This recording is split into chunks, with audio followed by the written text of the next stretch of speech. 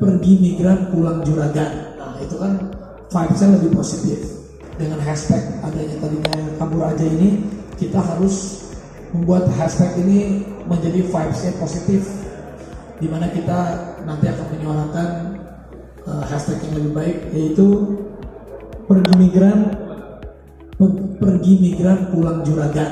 Nah itu kan vibes-nya lebih positif, karena edukasi terutama sosialisasi kepada seluruh masyarakat yang ingin bekerja di luar itu harus tahu tata caranya yang baiknya, harus terdaftar. Daftarnya di mana? Jadi kementerian ini sudah ada kurang lebih 10 juta masyarakat Indonesia yang kerja di luar. 5 jutanya terdaftar, 5 jutanya tidak terdaftar. Yang tidak terdaftar ini kan kasihan. Kabur aja dulu itu adalah sebuah reaksi dari kawan-kawan netizen terutama ya, dan anak-anak muda. Saya kan orang internasional ya, kebetulan ya, saya ILO governing body keliling-keliling dunia. Seperti saya bilang tadi dalam pidato saya, yang menyediakan lapangan kerja itu negara, bukan kita nyari. Karena apa? Kita bayar pajak. Makanya untuk membuat negara, membuat sebuah lapangan kerja itu wajib, misal melalui bursa tenaga kerja, melalui aplikasi tertentu seperti di Amerika. Menteri tenaga kerja di Amerika tuh ngetop, hampir sama dengan Menteri Keuangan, karena ditunggu kebijakannya apa. Nah, cara supaya negara dipaksa untuk menyediakan lapangan kerja tadi, unemployment insurance, asuransi pengangguran. Kalau di kita kan jaminan kehilangan pekerjaan belum seperti asuransi pengangguran. Selama berapa tahun? 2 tahun. Rata-rata 2 tahun. Selama 2 tahun kalau orang nganggur dibayar sama negara. Memang begitu. Sehingga negara supaya dia tidak terbebani melalui APBN akibat membayar asuransi pengangguran, maka negara menyediakan lapangan kerja. Makin banyak orang kerja, makin sedikit anggaran asuransi pengangguran. Begitu teorinya. Dari kita kan nggak ada. Akhirnya negara nggak punya kewajiban. Seadanya aja, cuma expo selesai. Nah, kabur aja dulu itu adalah perlawanan oleh kaum muda, oleh anak-anak muda yang udah sekolahnya mahal, capek-capek belajarnya, tiba-tiba begitu memasuki dunia kerja karena udah lulus, lapangan pekerjaan tidak tersedia, minimal informasi bursa tenaga kerja lemah. Kemenaker kemana aja? Nah, maka dia nyari ke luar negeri, di mana di beberapa negara memang kekurangan tenaga kerja. Malaysia saja untuk industri tertentu itu kekurangan tenaga kerja, itu Malaysia. Singapura juga udah mulai kekurangan tenaga kerja. Jepang udah mulai membuka. Tadi Jepang kan tertutup, mulai membuka. Kalau Korea Selatan udah membuka. Eropa dan bahkan di Amerika sepanjang dia legal, kesempatan kerja lebih tinggi dan gajinya kan lebih tinggi. Upah kita terlalu murah buat kawan-kawan yang kerja di sarjana. Orang lulus S1, UI, ITB, IPB saja, UGM, upahnya minimum, kan kurang ajar. Sekolahnya kan capek. Apalagi yang swasta. Kemampuan komputer, kemampuan analisa kan lebih tinggi.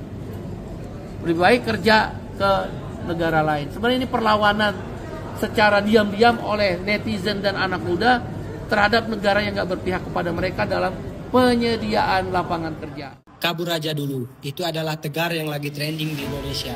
Kalau kata gua, itu bukan hanya tegar, tapi itu adalah keputusan yang benar banget.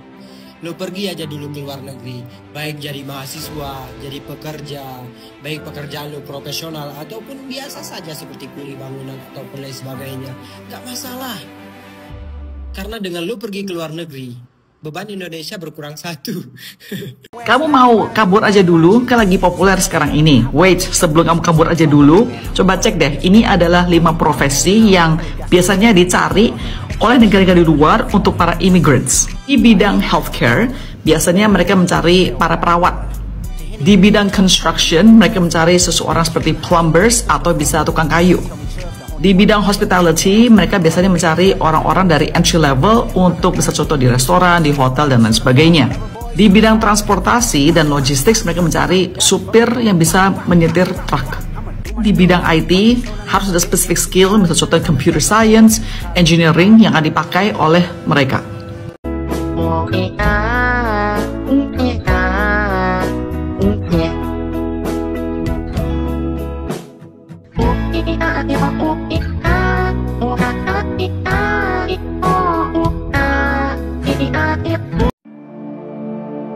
Ramai tren hashtag kabur aja dulu, tapi nanti dipertanyakan nasionalismenya sama Pak Bahlil.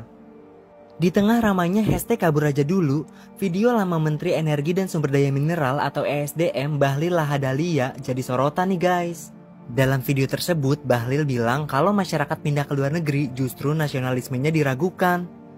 Ucapannya itu lantas jadi sorotan, lantaran dengan tren kabur aja dulu para generasi muda memilih tinggal dan bekerja di luar negeri. Padahal menurut generasi muda hal itu tidak ada sangkut pautnya dengan nasionalisme. Di sisi lain nama Bahlil Lahadalia langsung jadi sorotan.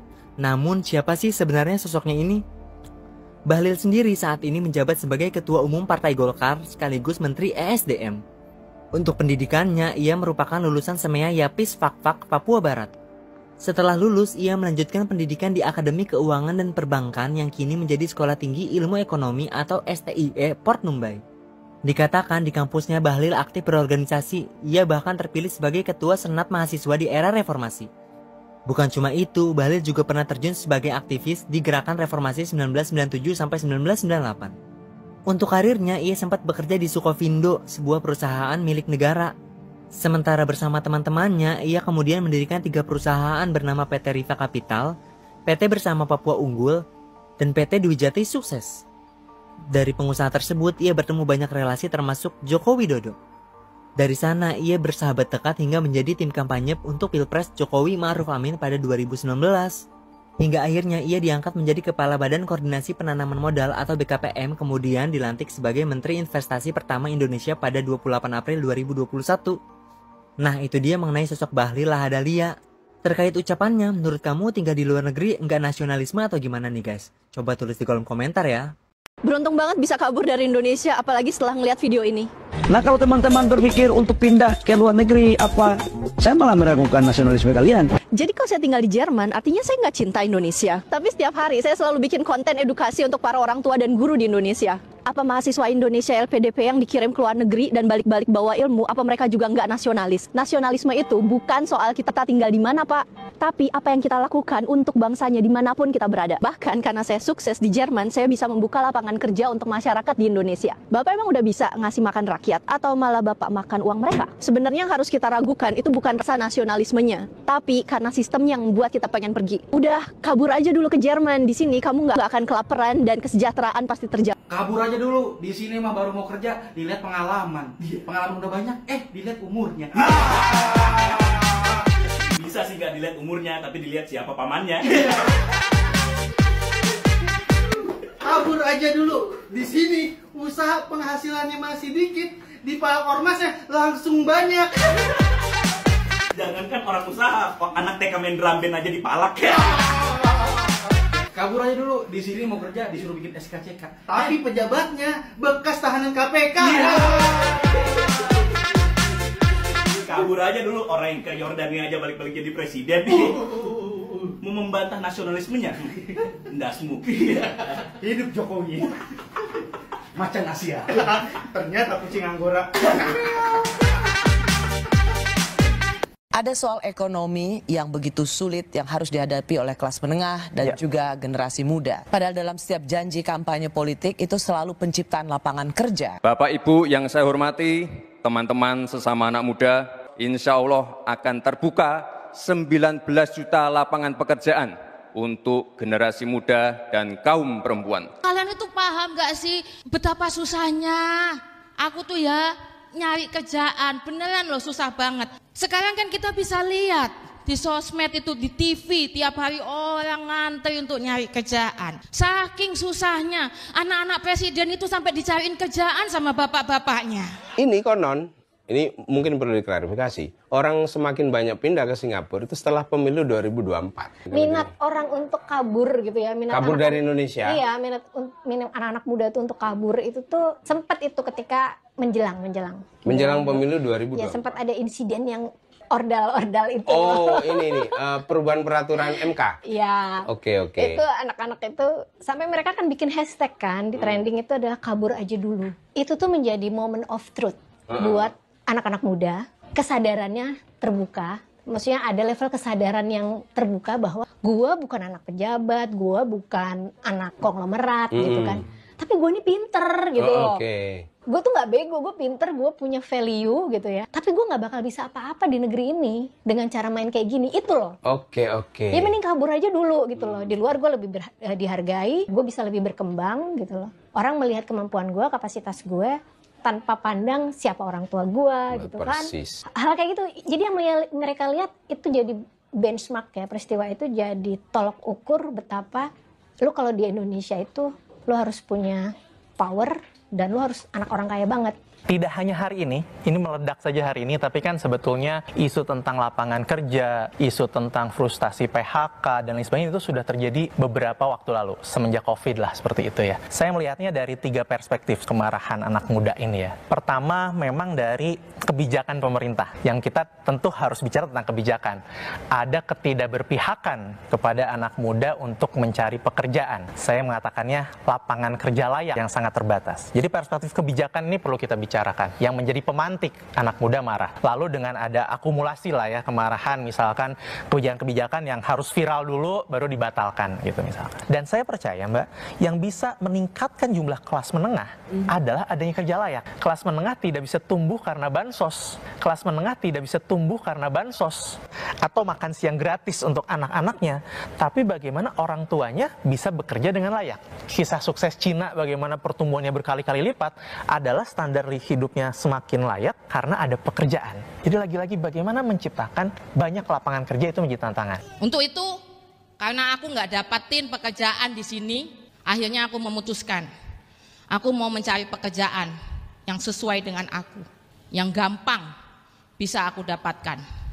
Terlihat pemerintah tidak serius membahas kesempatan anak-anak muda ini untuk bekerja, dan ada kebijakan-kebijakan yang tadi agak aneh buat anak muda. Ya makanya ini meledak, keluarlah, kabur aja dulu lah, kita keluar dulu selagi kondisi saat ini. Sebenarnya lebih pada capek deh, gitu ya. Udah frustasi dengan kondisi yang karena kelihatan dalam ekspresi anak-anak Gen Z begitu di sosial media, setiap ada kebijakan yang mereka anggap ngawur atau inkonsisten, maka muncullah itu kabur aja dulu. Betul Mbak. Saudara, kesehatan nggak bayar, subsidi listrik, subsidi BBM, kemudian sekolah harus kita bikin nggak bayar, gratis. Kemudian kita akan kasih makan siang. Kemudian saudara-saudara, kita harus berani seperti negara lain. Angkutan di kota-kota besar kalau perlu subsidi 100%. Wah, udah banyak. Jadi saya setuju, kita bisa tambah. We have to be more generous beasiswa. Ya, baik. Dan sekolah universitas negeri benar-benar harus kita bikin, kalau bisa semuanya nggak bayar. Bayangkan yang dipangkas itu adalah beasiswa untuk keluarga anak yang tidak mampu. Beasiswa KIP itu dipangkas. Terdampak 600.000 orang. Disebutkan di situ beasiswa dipotong. Ini basic needs masyarakat yang dipotong. Kenapa selalu masyarakat bawah yang kemudian dikurangi insentif yang mereka terima dari negara? Kenapa kita tidak berbicara pajak penerimaan negara misalkan? Kenapa kita tidak berbicara pajak kekayaan? Orang-orang yang selama ini melarikan kekayaan negara kita yang disebutkan oleh Pak Prabowo, kenapa itu tidak dikejar? Jumlahnya triliunan rupiah. Baik. Jadi cerdas sedikitlah mengurusi negara ini. Ini darurat banget sih. 600.000 lebih mahasiswa penerima KIPK terancam uang yang nggak cair dan putus kuliah. Mahasiswa baru 2025 juga terancam nggak bisa daftar KIPK. Belum lagi ancaman UKT yang semakin melonjak tinggi karena program efisiensi. Kita sama-sama paham dari awal Prabowo itu pengen bikin efisiensi sampai 300 triliun bahkan, mostly adalah untuk program makan bergizi gratis. Awalnya gue respect sama program ini, niatnya baik. Tapi lama-lama jadi kayak skizo gitu loh. Prabowo jadi kayak Thanos, niatnya nyimbangin semesta, ujung-ujungnya malah membunuh setengah dari semesta. Satu, efisiensi kok ambil dari pendidikan. Ya, kurang lebih 30 triliun itu anggaran dipangkas dari Kemendikti-Saintek dan Kemendikdasmen. Dan ini sangat-sangat ngaco. Sebelum APBN kita tentang pendidikan itu dipangkas, itu aja pendidikan kita jauh dari berkualitas. Guru belum sejahtera, mahasiswa banyak yang putus kuliah, nggak bisa lanjut kuliah, sekolah belum merata. Ini lagi anggaran dipangkas ya makin-makin. Beredar foto dari presentasinya Kemendikti yang menjelaskan tentang dampak efisiensi ini berpengaruh sangat besar untuk alokasi pendidikan kita. Ratusan ribu orang itu terancam nggak bisa dapat bantuan UKT atau KIPK. Dan mereka terancam putus kuliah. Maba 2025 juga nggak bisa dapat lagi KIPK. Belum lagi UKT yang akan semakin tinggi. Terus dosen-dosen yang lagi S3 di luar negeri pakai beasiswa pendidikan Indonesia terancam nggak bisa pulang karena uang pendidikannya nggak bisa cair. Dan beasiswa untuk mereka yang tinggal di 3T, daerah 3T dan juga orang asli Papua juga nggak bisa cair. Dan dikatakan ini akan membuat angka putus sekolah semakin besar, ditambah akan membuat jenjang kemiskinan struktural itu semakin lebar, teman-teman. Ngeri banget, padahal dulu Pak Prabowo pernah janji kalau misalnya terpilih jadi presiden mau gratisin universitas. Dulu Pak Prabowo pernah nge-tweet katanya akan memprioritaskan pendidikan dibanding yang lainnya. Mana Pak janjinya? Jangan omong-omong. Nomor 2, efisiensi membuat banyak sekali orang di PHK. Pemerintah pembelaannya adalah yang kita potong itu belanja barang, bukan belanja pegawai. Yang mereka pura-pura nggak tahu atau mungkin pura-pura bodoh adalah belanja barang itu juga mencakup pembayaran untuk mereka yang honorer, mereka yang tenaga ahli, mereka yang non-ASN. Sehingga PHK marak dan juga masif itu wajar terjadi kalau begini. Ketiga, pos-pos penting kayak PUPR itu akan sangat besar sekali dipangkasnya, padahal dia akan bikin jalan, jembatan, waduk, dan sebagainya. Kedua, misalnya BMKG, kita juga perlu prediksi bencana ini akan menurun, dan lain sebagainya. Tapi itu Kemhan sama Polri nggak dipangkas, Pak. Kenapa? Pak Prabowo takut ya, ada kudeta bersenjata di internal, makanya nggak berani ganggu mereka. Sebenarnya kita orang Papua tidak butuh makanan gratis. Yang kita butuhkan adalah pendidikan gratis. Karena banyak anak Papua yang punya kemampuan yang luar biasa, tapi kita kalah bersaing di dalam masalah finansial. Jadi kami buktikan, kita tidak pernah hidup kelaparan. Ini, kita tidak ada uang, kita bisa bertahan hidup dengan kebun. Kita punya berkat-berkat yang luar biasa nih. Jadi kita tidak butuh makanan gratis, tapi pendidikan gratis. Pemerintah harus baik memilih mana yang prioritas. Kata kuncinya prioritas, Mbak. Ya. Kenapa prioritas hari ini bukan bicara tentang penciptaan lapangan kerja, meningkatkan standar hidup buruh, kan berusaha menaikkan kelas menengah, tapi lebih kepada hal-hal yang sifatnya mungkin gimmick, yang mungkin hasilnya tidak akan terasa langsung kepada masyarakat. Kita bicara tentang lapangan kerja yang terbatas, bertemu dengan kebijakan hari ini yang tidak berpihak kepada anak muda ini. Pertama, tentang lapangan kerja terbatas, Mbak. Saya punya sahabat baik, dia punya rumah sakit di Cianjur, dia baru buka, dia mencari 200 orang tenaga kesehatan. Yang daftar itu, Mbak, di 24 jam pertama 1.400 orang. Di 2 minggu sampai 3 minggu yang daftar hampir 8.000 orang. Wow. 200 bukaan yang daftar 8.000 orang, Mbak. 1:40. Artinya kan memang pekerjaan layak kita terbatas. Orang betul-betul ingin kerja, apapun itu, Mbak. Dan misalkan anggap pengangguran kita 7,2 juta. Terlihat sedikit, tapi kan ada yang kita bahasakan hidden unemployment, Mbak. Orang yang jaga warung mamahnya tidak dibayar, itu bukan pengangguran. Jadi mungkin ada 12 juta sampai 15 juta orang setengah pengangguran atau hidden unemployment ini. Ini angka yang besar. Belum lagi kita bicara kerja layak, Mbak. Bukan hanya bekerja, tapi kerja secara layak. Misalkan angka kita tahu hanya ada 40% tenaga kerja formal di Indonesia. 60%-nya itu informal. Saya diskusi dengan rekan saya di Bappenas, Mbak. 40% ini kalau dibenerin datanya, misalkan saya kerja, Mbak, di warung pecel ayam digaji.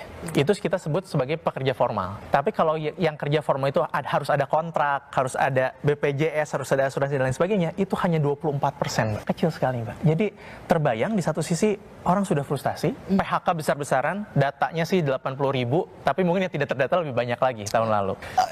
Besar, Mbak. Hai guys, pindah ke luar negeri itu bukanlah sesuatu yang buruk dan juga tidak mempengaruhi nasionalisme kita. Bahkan itu dianjurkan dalam agama Islam.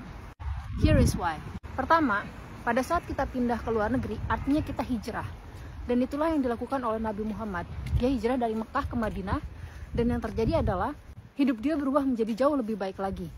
Ekonominya membaik, sosialnya membaik, bahkan pada saat itu jumlah umat Islam pun bertambah. Jadi, pindah atau hijrah ke negara lain, ke kota lain, itu adalah hal yang baik. Kedua, ketika kita pindah ke luar negeri, justru itu membawa hal baik. Kenapa? Pertama, itu bisa membawa devisa negara yang jauh lebih banyak, serta membawa inovasi-inovasi dari luar negeri ke dalam negeri. Contohnya aja kayak B.J. Habibie. Dia juga membawa inovasi mengenai pesawat ke dalam negeri. Bahkan Bapak Presiden Prabowo juga sebelumnya kan pindah ke luar negeri dulu, kemudian kembali ke dalam negeri dan menjadi presiden. Belum lagi Sri Mulyani, Bu Retno, semuanya itu adalah orang-orang yang pernah hijrah ke luar negeri, kemudian kembali ke dalam negeri dan membangun negeri, menjadi menteri dan lain-lain sebagainya. Ketiga, kata siapa orang-orang yang stay di dalam negeri itu lebih nasionalis. Pertama, banyak orang yang stay di dalam negeri itu justru menjadi koruptor, menjadi orang jahat. Karena kemiskinan akhirnya dia mencuri, akhirnya dia melakukan perbuatan yang tidak baik. Penilaian nasionalis atau tidak itu bukan masalah kamu ada di luar negeri atau di dalam negeri. Kamu bisa berkontribusi dari dalam dan luar negeri. Masalahnya hanya ada pada jiwa kamu. Daripada di dalam negeri terus dan jadi penjahat, mendingan kamu ke luar negeri dan kamu membawa kebaikan, dan bawa kebaikan itu untuk negara kamu, untuk diri kamu sendiri. Keempat, nggak ada masalah untuk kamu sama sekali untuk pergi ke luar negeri atau tidak, itu adalah pilihan kamu. Dan yang akan menjalani hidup adalah diri kamu sendiri. Karena ingat, Allah itu tidak akan mengubah suatu kaum, kecuali kaum itu yang mengubah dirinya sendiri. Jadi, mau stay di Indonesia dan jadi pengangguran, atau coba ke luar negeri, cari ilmu, cari inovasi, dan berbuat jauh lebih baik lagi. Ini hal yang paling penting ketika kalian pergi ke luar negeri. Kalian akan memiliki mindset yang berbeda ketika kalian berada di Indonesia. Dan seenggaknya kalian gak akan menjadi katak dalam tempurung yang gak tahu apa-apa dan menganggap lingkungan dan negara kalian baik-baik saja. Padahal ketika kalian keluar dari tempurung itu, ternyata banyak hal yang tidak baik yang terjadi. Kabur aja dulu.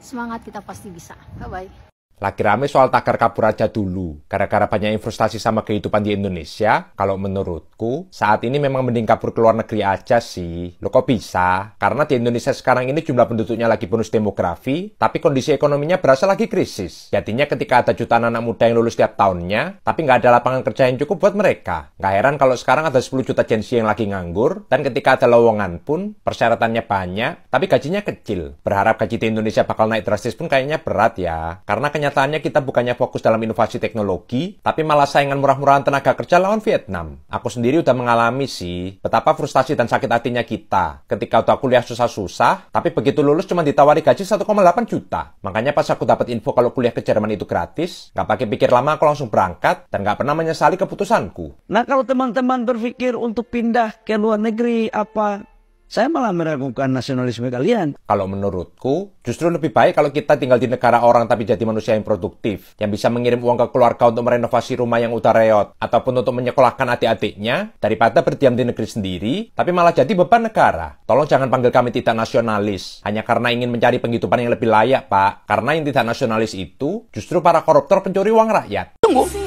bayangin, capek-capek kasih uang ke media massa segala macam itu, ke lembaga survei Prabowo 80%, lalu datang speaker dari House, speaker dari Istana, bicara macam-macam puji-puji, berhari-hari, berminggu, dalam 100 hari dibatalkan oleh public opinion anak muda Indonesia yang kabur dari Indonesia karena menganggap dia nggak ingin mati di sini, dan semua netizen mengatakan lu bener.